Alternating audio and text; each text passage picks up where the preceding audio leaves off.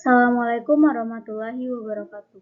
Perkenalkan, nama saya Jasmita L. Yusra dengan nomor BP 21101152610378. Kelompok kami akan mempresentasikan materi dari pertemuan 3 sampai pertemuan 11. Anggota kelompok yaitu yang pertama Afika Syahira dengan nomor BP 21101152610360. Yang kedua ada Husna Rawita yaitu dengan nomor BP 21101152610376. Yang ketiga yaitu Karisma Aprilia Irawan dengan nomor BP 21101152610379. Yang keempat yaitu saya sendiri Jasmita L. Yusra dengan nomor BP 21101152610378. Yang ketiga selanjutnya yaitu Nadiatul Khaira dengan nomor BP 21101152610388. Yang terakhir yaitu Putri Ayuni dengan nomor BP 21101152610391.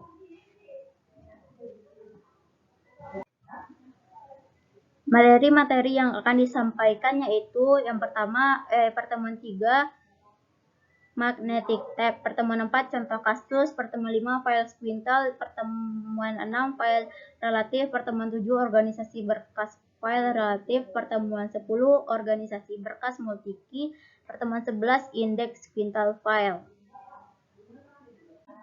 Perkenalkan, nama saya Jasmita L. Yusra dengan nomor BP 21101152610378. Baiklah, materi yang pertemuan 3 yaitu tentang magnetic tape. Magnetic tape terbuat dari plastik berbentuk pita plastik yang dilapisi magnet yang dipanjangnya beratus-ratus meter dan digulung. Informasi dikodekan karakter per karakter, terdiri dari beberapa kanal atau track. Track adalah baris-baris paralel pada permukaan tape, di mana satu bit informasi direkamkan. Satu kanal atau track menyatakan satu posisi bit representasi biner. Terdapat tape yang berisi 7,9 bahkan 18 track. Dapat mengkodekan beberapa ratus karakter per inci. Merupakan media rekaman yang terbuat dari pita tape tipis yang dilapisi partikel besi oksida atau krom oxide atau partikel lain yang bersifat magnetis. Data disimpan dalam frame yang membentang sepanjang lebar tape.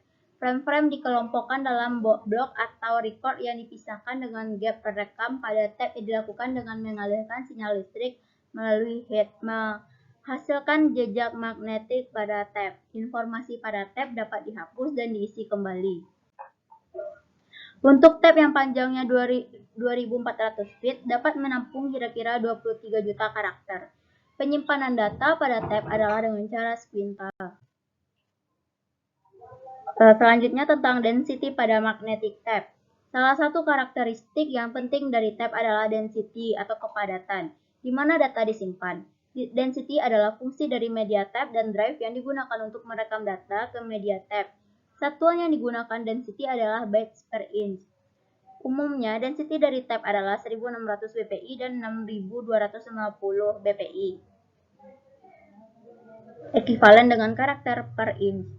Jumlah bit yang dapat direkam per inci disebut kepadatan tape atau density tape. Kepadatan tape yang populer adalah 1600 bpi dan 6250 bpi. Contoh dari soalnya yaitu kepadatan simpan adalah 1600 byte per inci, panjang tape yaitu 3600 feet, 1 feet yaitu 12 inci. Berapa kapasitas simpan magnetic tape? Jawabannya itu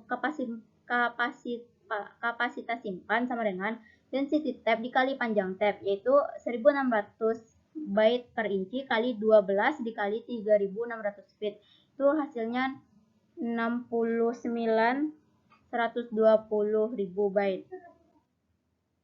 Informasi di magnetic tape dibaca dan ditulis menggunakan magnetic tape drive. Pembacaan dan penulisan memerlukan kecepatan konstan. Saat tape drive tidak membaca atau menulis informasi, maka tape drive berhenti di suatu posisi.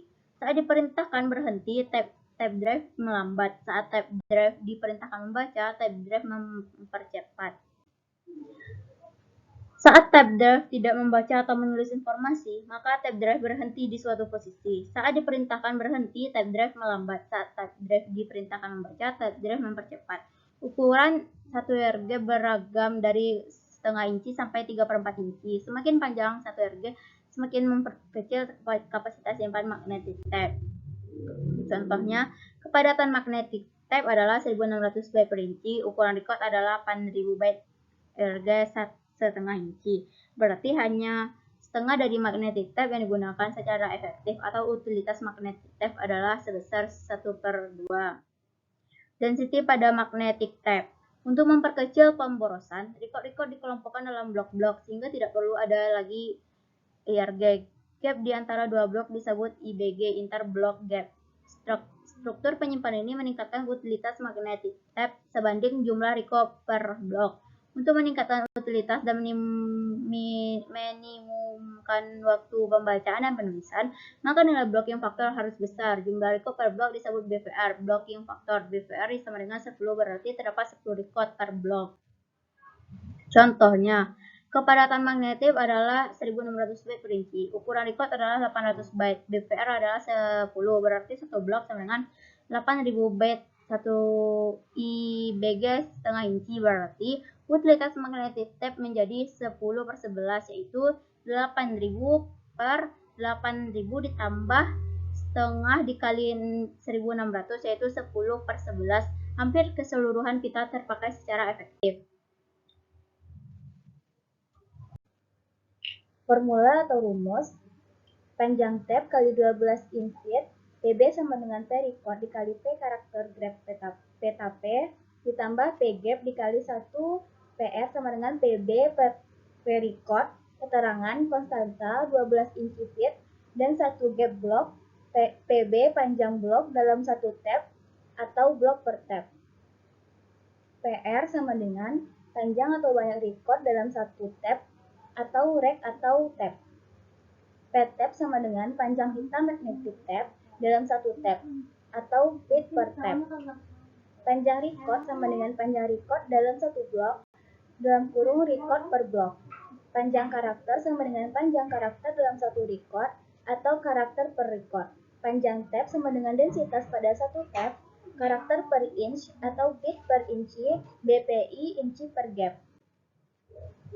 Contoh soal, 1. Densitas 1 tab adalah 1600 bit per inch dan panjang interblock gap atau celah antar rekaman adalah 0,75 inci.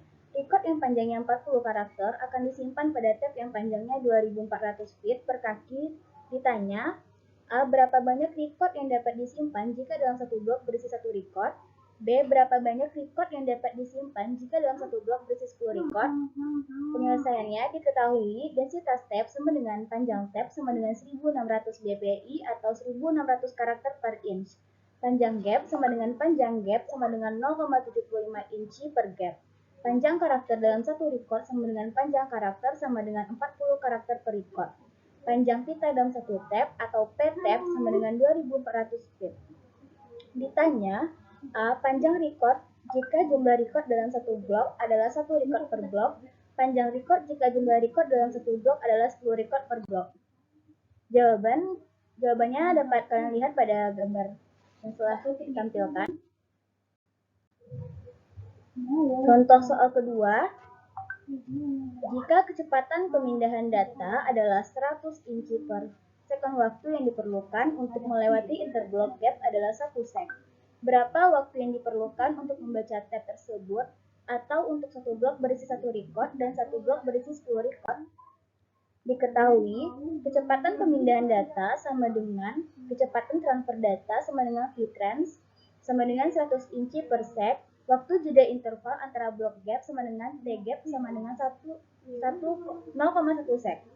Ditanya, waktu yang diperlukan untuk membaca tab tersebut untuk satu blok berisi 1 record dan satu blok berisi 10 record.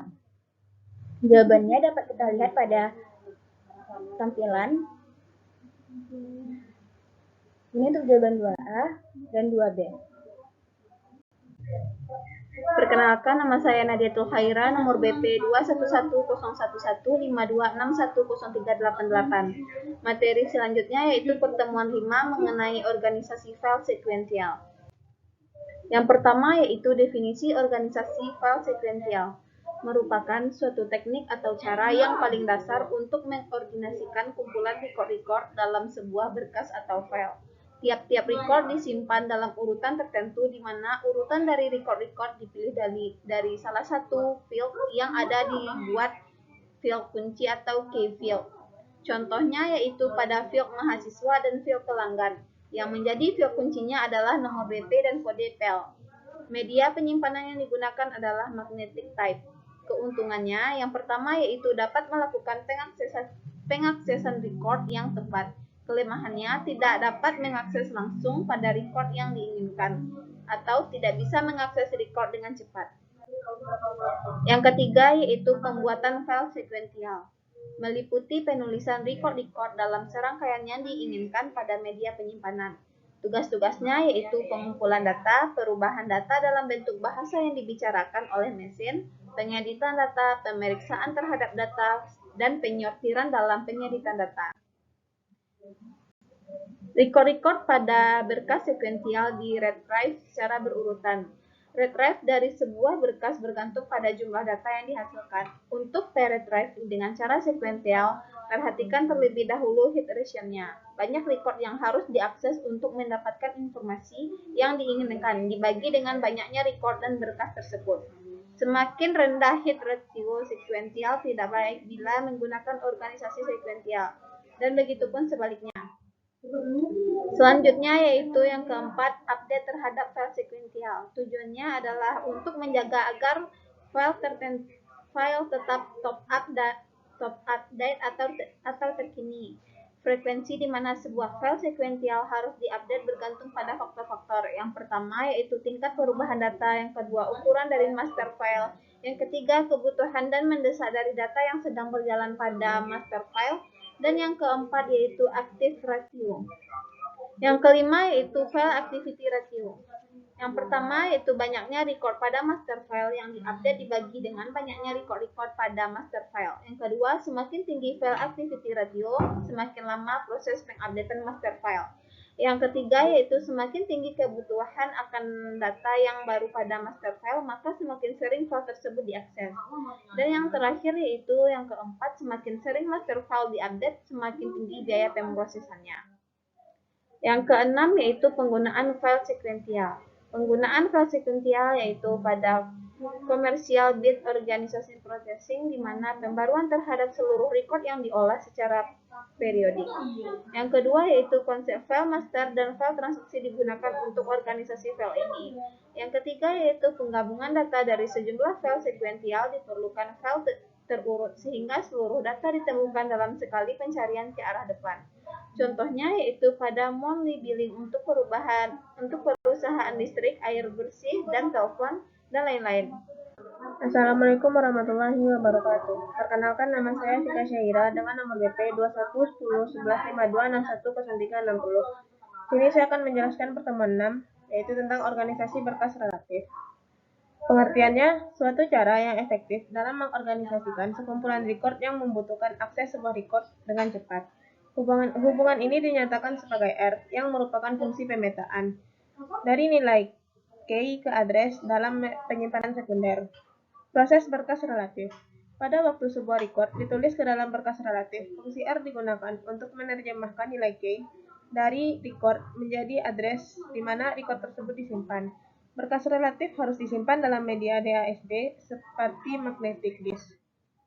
Keuntungan organisasi relatif. Kita tidak perlu mengakses semua record master file, cukup langsung record yang dikehendaki. Record dari berkas relatif dapat diupdate langsung tanpa perlu merekam kembali sebuah record. Record dapat diakses secara langsung. Sebuah record dapat di-retrieve, insert, modifikasi, atau di-delete tanpa mempengaruhi record lain dalam berkas yang sama. Yang ciri-ciri organisasi file relatif. Data dibaca secara direct atau langsung. Penambahan perubahan pada record mudah dilakukan. Sangat baik untuk frekuensi data yang besar. Data disimpan secara teratur menurut key address. Ada 3 teknik dasar yang digunakan untuk menyatakan fungsi pemetaan R, di mana yang pertama, teknik pemetaan langsung atau direct mapping. Yang kedua, teknik pencarian tabel atau directory lookup. Yang ketiga, teknik kalkulasi alamat. Teknik pemetaan langsung atau direct mapping. Teknik ini merupakan teknik yang sederhana untuk menerjemahkan nilai record key menjadi address. Ada 2 cara dalam pemetaan langsung, yaitu absolute addressing, yaitu pengalamatan mutlak adalah teknik pengalamatan yang keseluruhannya diberi wewenang kepada programmernya. Sangat mudah, tapi bila data yang disimpan relatif banyak, apakah si programmer masih hafal di mana letak alamat suatu record yang akan diaksesnya?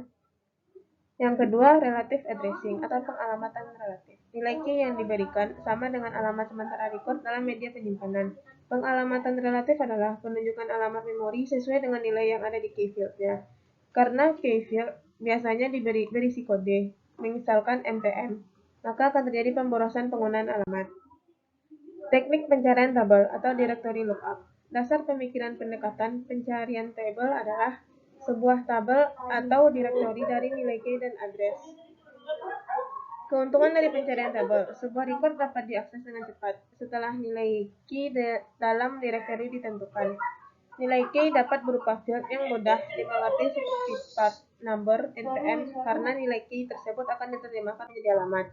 Teknik pencarian yang nilai key adalah address space independent, di mana organisasi berkas tak akan mempengaruhi nilai key. Yang berubah adalah alamat dalam directory. Teknik kalkulasi alamat adalah dengan melakukan kalkulasi atau perhitungan terhadap nilai key. Hasilnya adalah alamat relatif. Salah satu masalah dari teknik ini adalah ditemukannya alamat relatif yang sama untuk nilai key yang berbeda. Keadaan di mana RK1 sama dengan RK2 disebut benturan. K1 tidak sama dengan K2 atau collision. Sedangkan nilai key K1 dan K2 disebut sinonim. Sinonim adalah dua atau lebih nilai key yang berbeda pada hash home address yang sama. Sekian, terima kasih. 2. Teknik hashing. Tujuan utama hashing yaitu agar dua buah kunci yang berbeda tidak mempunyai alamat yang sama. Keuntungan hashing. Nilai key dapat digunakan langsung karena diterjemahkan ke dalam sebuah alamat. Kelemahan hashing. Membutuhkan waktu proses untuk mengimplementasikan fungsi hash. Membutuhkan waktu proses dan akses input auto atau output dalam mengatasi benturan. Beberapa fungsi hash yang umum digunakan yaitu divisi reminder, mid-square hashing, hashing by folding. Division reminder merupakan alamat relatif dari suatu nilai key yang merupakan sisa dari hasil pembagian nilai key tersebut dengan suatu bilangan yang disebut dengan bilangan pembagi. Banyak faktor yang dipertimbangkan dalam pemilihan pembagi. Menurut riset dari Wibuchol, sebaiknya pembagi itu merupakan bilangan prima dan bilangan prima yang digunakan sebaiknya adalah yang kurang dari 20. Walaupun telah ditentukan pembagi dengan baik untuk mengatasi benturan, bila ruang alamat dari berkas relatif mendekati penuh, maka peluang terjadinya benturan akan meningkat. Untuk mengukur kepenuhan berkas relatif digunakan load factor atau faktor muat, yaitu rumusnya load factor sama dengan banyak record dalam berkas dibagi maksimal banyak record dalam berkas. Biasanya load factor yang sering digunakan adalah 0,7 atau 0,8 jika load factor lebih besar, maka berkas tersebut harus diperbesar atau direorganisasi. Jika ingin menyimpan sebanyak n record pada suatu berkas dan load factor adalah sebanyak 0,8, maka max jumlah record pada berkas adalah 1,25n. 0,8 sama dengan n, maksimal 1,25n. Mencari hasil bagi sama dengan nilai key max ditambah faktor prima kurang dari 20. Alamat relatif sama dengan sisa hasil bagi ditambah 1. Contoh, jika ingin membuat berkas yang terdiri dari 4000 record load factor atau faktor muat sama dengan 0,8, nilai key 123456789, faktor prima sama dengan 3. Jawabannya yaitu load factor sama dengan banyak record dalam berkas dibagi max banyak record dalam berkas. Load factornya 0,8 sama dengan banyak record dalam berkas itu 4000 per max record. Max record 4000 per 0,8. Maksimalnya hasilnya itu 5000. Mencari hasil bagi atau nilai key. Nilai key sama per max ditambah faktor prima kecil dari 20. Nilai key-nya yaitu 1, 2, 3, 4, 5, 6, 7, 8, 9 dibagi marks-nya 5.000 ditambah faktor prima kurang dari 20 yaitu 3, jadinya 20, 2, 4, 6, 7, 9, 6, sisa 2, 7, 6, 1 ditambah 1. Jadi alamat relatif dapat dari hasil bagi ditambah 1. Milk square hashing merupakan fungsi hash untuk mendapatkan alamat relatif dengan cara nilai key yang dikuadratkan. Kemudian beberapa digit diambil dari tengah. Contoh, untuk berkas 4000 record dibutuhkan 4 digit nilai key. 1, 2, 3, 4, 5, 6, 7, 8, 9. Jumlah nilai key yang dikuadratkan dari nilai key. 1, 2, 3, 4, 5, 6, 7, 9 jadi 1, 5, 2, 4, 1, 5, 7, 8, 7, 5, 0, 1, 9, 10, 5, 2, 1. 17 digit. Untuk alamat relatif 17 per 2 sama dengan 8, 1 per 2. Kita mulai dari digit ke-8 dan dihitung dari kiri, maka alamat relatifnya adalah 8750 karena ditentukan 4 digit sebagai alamat relatifnya.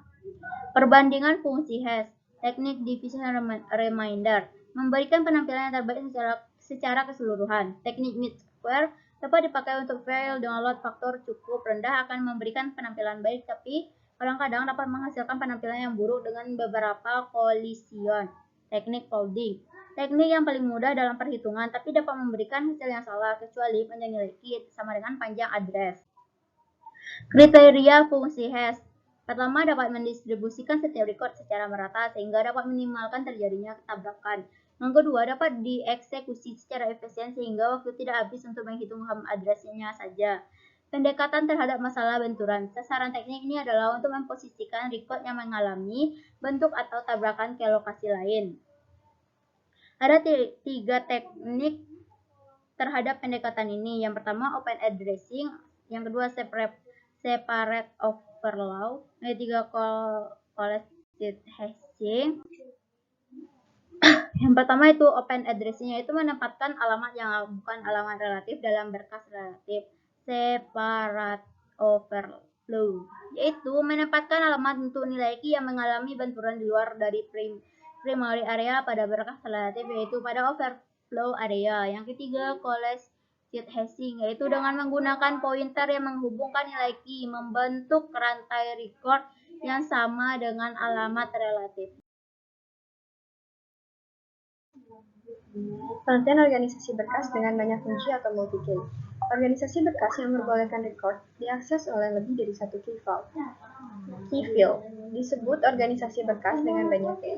Ada banyak teknik yang dipakai untuk organisasi berkas dengan banyak key ini. Hampir semua pendekatan bergantung pada pembentukan indeks yang dapat memberi akses langsung dengan banyak nilai key. Ada 2 teknik dasar untuk pemberian hubungan antara sebuah indeks dan data record dari berkas, yaitu inversion dan multilist. Organisasi inverted file. Satu pendekatan dasar untuk memberikan hubungan antara sebuah indeks dan data record dari file adalah inversi.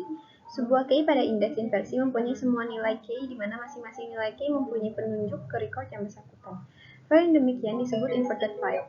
Indeks inversi yang sederhana dibentuk sebagai sebuah tabel.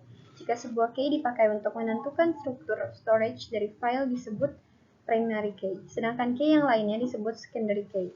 File yang mempunyai indeks inversi untuk setiap data field disebut completely inverted. File yang bukan completely inverted tapi paling sedikit mempunyai satu indeks disebut partially inverted file. Satu pendekatan dasar memberikan hubungan antara sebuah indeks dan data record dari file adalah inversi. Sebuah key pada indeks inversi mempunyai semua nilai key di mana masing-masing nilai key mempunyai penunjuk ke record yang bersangkutan. File yang demikian disebut inverted file. Indeks inversi yang sederhana dibentuk sebagai sebuah tabel. Jika sebuah key dipakai untuk menentukan struktur storage dari file disebut primary key, sedangkan key yang lainnya disebut secondary key. File yang mempunyai indeks inversi untuk setiap data field disebut completely inverted. File yang bukan completely inverted tapi paling sedikit mempunyai satu indeks inversi disebut partially inverted file. Sebuah variasi dari struktur indeks inversi adalah pemakaian secondary key. Organisasi multilist file. Suatu pendekatan lain yang memberikan hubungan antara sebuah indeks dan data record dari sebuah file disebut organisasi multilist file. Seperti sebuah inverted file, sebuah multilist file mempunyai sebuah indeks untuk setiap secondary key. Organisasi multilist file berbeda dengan inverted file, di mana dalam indeks inversi untuk sebuah nilai key mempunyai sebuah petunjuk untuk sebuah data record dengan nilai key. Sedangkan dalam indeks multilist, untuk sebuah nilai K mempunyai hanya sebuah penunjuk untuk data record pertama dengan nilai K. Data record mempunyai penunjuk untuk data record selanjutnya dengan nilai K dan seterusnya. Maka terdapat sebuah linked list dari data record untuk setiap nilai dari secondary K. Nilai K harus diurut. Struktur indeks adalah tabel dengan indirect addressing, mempunyai hubungan data record yang disusun menurut ID secara ascending.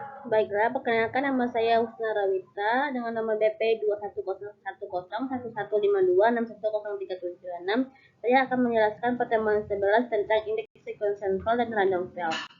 Yang pertama, indeks sequential. Pengertian indeks sequential. Indeks sequential merupakan perpaduan terbaik dari teknik sequential dan random field. Teknik penyimpanan yang dilakukan menggunakan suatu indeks yang isinya berupa bagian dari data yang sudah tersortir. Indeks ini diakhiri dengan adanya suatu pointer atau petunjuk yang bisa menunjukkan secara jelas posisi data yang selengkapnya. Indeks yang ada juga merupakan record key atau fungsi record, sehingga kalau record key ini dipanggil maka seluruh data juga akan ikut terpanggil. Untuk membayangkan penyimpanan dan pembacaan data secara sekuensial, kita bisa melihat rekaman lagu yang tersimpan pada kaset. Untuk mendengarkan yang kelima, kita harus melalui lagu ke-1, kedua, 3, dan 4 terlebih dahulu. Pembacaan seperti inilah yang disebut sebagai sekuensial atau berurutan. Untuk membayangkan penyimpanan data dengan menggunakan teknik indeks sekuensial ini, kita bisa melihat daftar isi pada sebuah buku. Pada bagian di sebelah kiri disebut sebagai indeks data yang berisi bagian dari data yang ada. Indeks data kemudian diakhiri dengan pointer yang menunjukkan posisi keseluruhan isi data. Sebuah data yang terdiri dari nomor, nama, NL1, NL2, dan NL3 bisa disimpan dengan menggunakan nomor sebagai indeks. Apabila data tersebut dicetak, maka akan dihasilkan suatu data yang urutan berdasarkan nomor. Nomor yang ada akan disusun dengan urutan yang terkecil ke urutan yang terbesar. Dari data yang ada juga bisa dibuat dengan nama sebagai indeks. Apabila data tersebut dicetak, maka akan dihasilkan suatu data yang berurutan berdasarkan nama. Nama yang ada akan tersusun dengan urutan dari kecil ke urutan yang lebih besar. Peluang yang memiliki update terkecil akan menempati posisi pertama dan update terbesar akan menempati pada posisi terakhir. Selanjutnya, keuntungan dan kerugian indeks sequential file. Yang pertama, keuntungan. Sangat cocok digunakan menyimpan batch data ataupun individual data. Dibanding sequential file, pemanggilan data menjadi lebih cepat. Yang kedua, kerugian. Akses atau pemanggilan data tidak bisa disamakan dengan random atau direct access file. Yang kedua, memerlukan adanya ruangan ekstra di dalam memori untuk menyimpan indeks data. Yang ketiga, memerlukan adanya hardware dan software yang lebih kompleks. Selanjutnya, yang kedua, random file. Pertama, pengertian random file. Random file merupakan suatu cara ataupun suatu metode penyimpanan dan pembacaan data yang dilakukan secara random atau langsung. Dengan demikian, random file juga disebut sebagai direct access file atau bisa dibaca secara langsung. Dalam hal ini, tempat penyimpan data sudah diatur sedemikian rupa sehingga di setiap data akan tersimpan di dalam tempat-tempat yang telah ditentukan sesuai dengan nomor data yang dimilikinya. Dikarenakan data yang tersimpan menggunakan teknik yang sedemikian rupa, yaitu random, maka data yang dibutuhkan bisa langsung ditemukan tanpa harus membaca data-data sebelumnya. Walaupun demikian, seandainya diperlukan untuk dibaca secara berurutan juga dimungkinkan. Apabila lagu-lagu yang kemudian disimpan dalam compact disc, maka untuk mendengarkan lagu yang kelima bisa langsung dilakukan atau dibaca secara random. Di samping itu, dengan compact disc tersebut bisa dilakukan pembacaan secara berurutan atau sequential. Compact disc menyimpan random file. Selanjutnya, keuntungan random file. Yang pertama, sangat sesuai untuk kebutuhan per transaksi, sebab transaksi harus diproses saat kejadian berlangsung. Yang kedua, data yang tersimpan tidak harus urut atau sorted. Untuk yang ketiga, untuk pemrosesan lebih efisien, sebab ada beberapa file yang memerlukan perubahan saat proses berlangsung. Yang keempat, lebih cepat dalam hal pemanggilan data. Yang kelima, beberapa data yang tersimpan di dalam file bisa diperbaiki dalam waktu bersamaan. Selanjutnya, kerugian random file, yaitu yang pertama memerlukan adanya backup data, sebab transaksi yang diperbaiki setiap saat bisa menghilangkan jejak data asal. Yang kedua, data yang tersimpan mempunyai potensi lebih cepat rusak. Yang ketiga, kapasitas media penyimpanan memori menjadi besar. Yang keempat, memerlukan hardware dan software yang lebih kompleks apabila dibandingkan sequential file. Baiklah, demikian presentasi yang kami dapat sampaikan. Jika ada salah kata dan janggal, kami mohon maaf. Kami akhiri. Wassalamualaikum warahmatullahi wabarakatuh.